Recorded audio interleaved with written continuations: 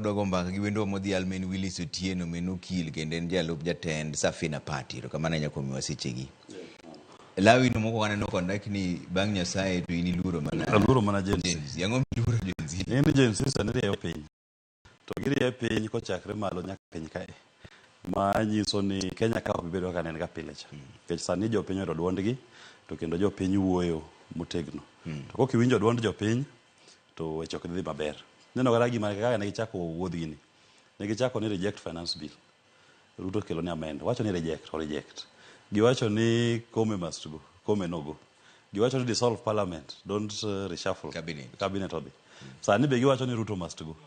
Ango choma na wuok. Arbi kura luor kapo ni giwacho ni Willis must go. Kuro nyaka luor gi luor kapo ni pinchon. To ma be kama dona pinji. Kuro mbaka majo nyithindo masani kuro wacho ni Ruto must go. Inyalo time nango. Katiba okoneno chik mora mora ma koko nyalo miyo ng'ato wuok. Katiba wuo mane ka jatend piny Kenya tuo mok nyal tiyo kata ka sirikal owacho ni ok otiyo maber kata ketho katiba ketho chik eko wuok mar ng'anyo ni to mane.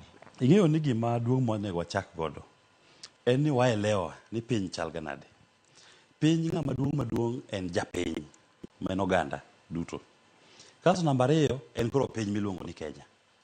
Kaso kaka giloso Kenya ni to giloso gimiluongo ni katiba.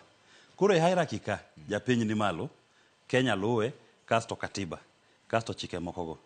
Makata koro rais, wabunge, governors gin gibiro piny ka. Ng'ama duong' en japiny. To mondo ibed ni oyieri kaka jatelo mar piny, onego bed ni in jatelo matiyo ne jogi.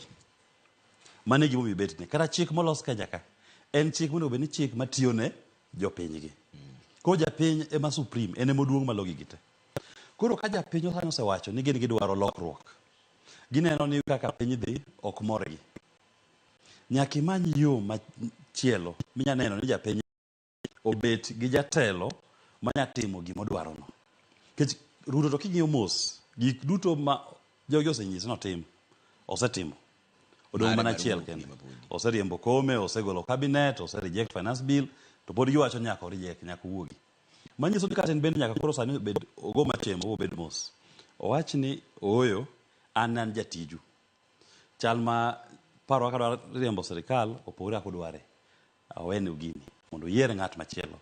To awacho kama en nikech niya, jomoko wacho ni kapo ni Ruto wuok to ni Gachagua dhi bedo president, yani Wetangula. Gima timore sani en jiori system mantie in place nite. Ruto wuok to wuok. Wetangula wuok gi wajumbe ge gote. To jopiny dok timo yiero manyien. Nikech gima nyaka wang'e, onge ng'at achiel minyasieme Kenya ka gisani manyalo wacho ni ane ma jogi winja.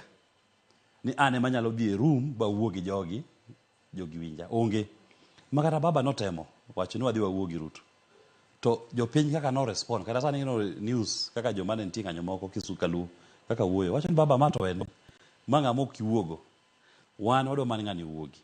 Koro kumochope ni en gima Ruto nego rang ni ogo machemo to penjre ni Kenya gi an ng'ama duong'. To koneno ni Kenya duong' moloye, koneno ni adier ni Kenya duong' moloye, onego tim gima dhi ngere wacho ni the best interest mar Kenya. Gima ber manya konyo pinyni. Gima nya konyo pinyni en manyo yo ma joma ne ndaragi.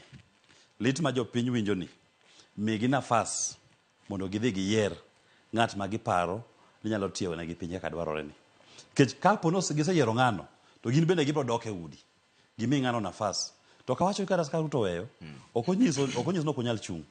Kata en bende nyalo dok ochung. Gima duong' en ni inya golo teko kuom jopiny nade. Imi jotendgi mondo tim gini on their behalf. To gisani ok ane yo mora minya tim godo gini.